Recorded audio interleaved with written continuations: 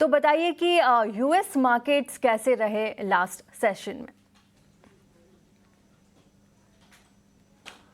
तृप्ति, good morning. देखिए, US markets की बात करें तो लगातार 3 सत्र से हम प्रॉफिट टेकिंग देख रहे थे, लेकिन ये प्रॉफिट टेकिंग का जो सिलसिला है या कि ये शुक्रवार को थमा है। डाउ जोन्स में हमने देखा कि करीब करीब 300 अंकों के आसपास की तेजी रही। नेस्डेक में करीब करीब 100 अंकों के आसपास की मजबूती रही। और इस मजबूती के पीछे की वजह ये रही कि जो कंज्यूमर स्पेंडिंग के जो आंकड़े आए काफी वो दमदार आए हैं। इसके अलावा इन्फ्लेशन के जो रीडिंग्स आए या फिर कोर इन्फ्लेशन के जो नंबर आए वो अनुमान के मुताबिक क्या है, तो इकोनॉमी को लेकर थोड़ा भरोसा बढ़ा है और उसके बाद हमने ये तेजी देखी है। अगर हम स्टॉक स्पेसिफिक अगर हम एक्शन की बात करें तो हमने देखा कि इंटेल के शेयर में एक करेक्शन के बाद एक लगातार अच्छी तेजी जारी है और शुक्रवार के सत्र में भी करीब 4 से 4.5% के आसपास की तेजी हमने शेयर में देखी है। तो परफॉर्मेंस ठीक है अमेरिकी बाजारों से। और अगर हम भारतीय बाजारों के लिए संकेत की बात करें तो आज संकेत काफी अच्छे हैं। लगातार हम 6 सत्र की गिरावट देख चुके हैं और पिछला जो हफ्ता रहा ये पिछले 6 महीने में सबसे कमजोर हफ्ता रहा।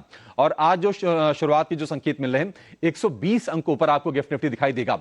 एक स्टेटमेंट आया है हार्वर्ड ल्यूटनिक, जो कि अमेरिका के कॉमर्स मिनिस्टर हैं, उन्होंने मतलब इशारों में भारत को कहा है कि अगर भारत को चीजें सही करनी है तो भारत को भी थोड़ा सा झुकना पड़ेगा और अपने बाजार जो है अमेरिकी कंपनियों के लिए खोलने पड़ेंगे। अब देखते हैं कि आगे क्या होता है। हालांकि बातचीत चल रही है, दोनों देशों के बीच में ट्रेड टॉक्स चल रहे हैं, लेकिन ये स्टेटमेंट आया है। उन्होंने भारत के साथ साथ ब्राजील का भी नाम लिया। आपको बता दें कि यही दोनों देश हैं जो अमेरिका के निशाने पर सबसे ज्यादा हैं और 50% का टैरिफ इन दोनों देशों के ऊपर लगाया गया है। तो अब ये मान के हम चल रहे हैं कि अब इससे जो चीजें जितनी खराब हो चुकी हैं इससे खराब नहीं होंगी। जो भी आएगा पॉजिटिव आएगा, लेकिन कितना पॉजिटिव आएगा, किन मुद्दों पर सहमति बनेगी, ये चीज जरूर यहां से आगे देखने वाली होगी। बिल्कुल अभिषेक, ये पूरा एक समम आपने बताया ग्लोबल बाजारों का, लेकिन हमारे बाजारों की ओर भी हम रुख करते हैं। जो पिछला सेशन था फ्राइडे को, हमने देखा कि अहम सपोर्ट लेवल्स के नीचे बाजार बंद होता हुआ हमें देखने को मिला है। आज भी जो गिफ्ट निफ्टी की हमें इम्प्लाइड ओपनिंग दिखाई दे रही है वो 24,800 के ऊपर तो दिखाई दे रही है, लेकिन जिस तरह से टूटा है शुक्रवार को हमने बाजार, जिस तरह से जो फैक्टर्स आपने गिनाए हैं वो बाजार के ऊपर मंडराते रहे हैं। आज का सेशन और कितना हम उभर पाए हैं वो एक देखने की बहुत जरूरत होगी। लेकिन एक बार विदेशी और घरेलू संस्थागत निवेशकों का कारोबार कैसा रहा है बीते सेशन और बीते पूरे पिछले हफ्ते, वो एक बार आपके स्क्रीन पे हम फ्लैश कर देते हैं। देखिए, जोरदार बिकवाली हमने आती हुई देखी है एफआईआईज की तरफ से। विदेशी संस्थागत निवेशक लगातार बिकवाली कर रहे हैं। शुक्रवार का सेशन 5,687 करोड़, ये सबसे ज्यादा, इनफैक्ट आई थिंक पूरा हफ्ता अगर हम देखें पिछले, तो शुक्रवार को सबसे ज्यादा बिकवाली हमें होती हुई देखी गई है, हमने देखी है एफआईआईज की तरफ से। और उतनी ही दमदार खरीदारी आप डीआईआईज की ओर से भी होता हुआ देख रहे हैं। 5,843 करोड़ की खरीदारी डीआईआईज ने यहां पर की है। लेकिन कैश मार्केट के आंकड़े भी हम दोनों तरह से फ्लैश कर रहे हैं। सबसे बड़ा खरीदारी का आंकड़ा 26 सितंबर को आता हुआ दिखाई दे रहा है डीआईआईज की तरफ से। एफआईआईज की सूची हम आपके सामने लाके रखते हैं, जहां पर देखिए सबसे ज्यादा बिकवाली 25 और 26 तारीख को हमने होती हुई देखी है। 4,995 करोड़ 25 को और 26 तारीख को 5,687 करोड़ का।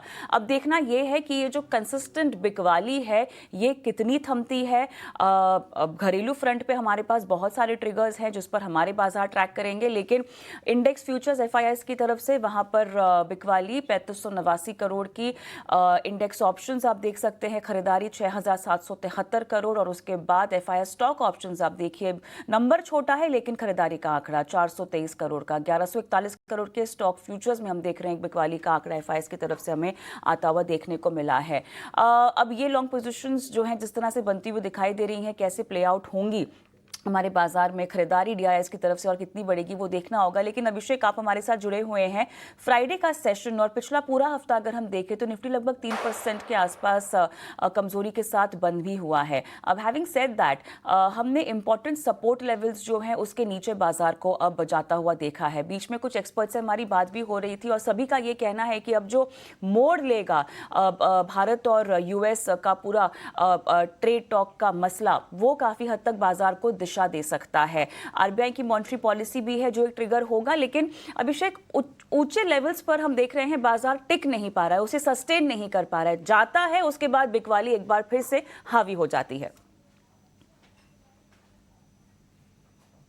कविता बिल्कुल सही कहा आपने कि बाजार की ये प्रॉब्लम रही है कि ऊंचाई पर टिक नहीं रहा है। और अगर आप इसको थोड़ा सा ना क्लैरिटी के साथ समझना चाह रहे हैं तो आप याद रखिए कि पीएम मोदी ने जब जीएसटी के तमाम अनाउंसमेंट किए थे तो उस वक्त जो निफ्टी का जो लेवल था, यानी कि 14 अगस्त की जो निफ्टी की क्लोजिंग थी वो थी 24,631।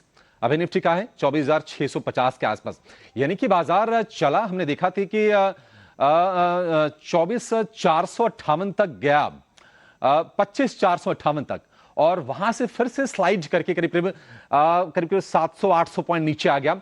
और पिछला हफ्ता रहा ये करीब 7 महीने में सबसे ज्यादा कमजोर हफ्ता रहा, क्योंकि करीब करीब 2.5 से 3% हमने निफ्टी में गिरावट देखी। निफ्टी बैंक बीच में लग रहा था कि निफ्टी के मुकाबले बेहतर परफॉर्मेंस कर रहा था, लेकिन जिस तरह से प्राइवेट बैंकिंग में वहां पर एक क्रैक आया, उसके चलते निफ्टी बैंक ने भी अपने ऊपरी स्तरों से लेवल्स खोए हैं।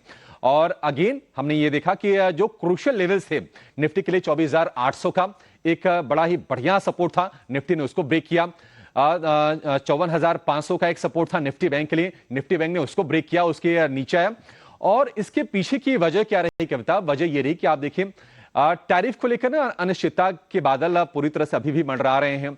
फार्मा पर 100% टैरिफ का अनाउंसमेंट किया है डोनाल्ड ट्रंप ने। हालांकि ये ब्रांडेड और पेटेंटेड ड्रग्स के लिए किया, लेकिन कहीं ना कहीं डर इस बात का हुआ कि क्या ट्रंप इस तरह के आड़े टेढ़े फैसले और लेंगे, क्योंकि ट्रंप ने पहले कहा था कि वो 250% का टैरिफ फार्मा पर लगाएंगे। तो यह बाजार में इस चीज को लेकर थोड़ी सी उहापोह की स्थिति है कि यह फाइनल है या नहीं है, और उसके चलते हमने देखा कि तमाम फार्मा शेयर शुक्रवार के सत्र में टूटते हुए दिखाई दिए।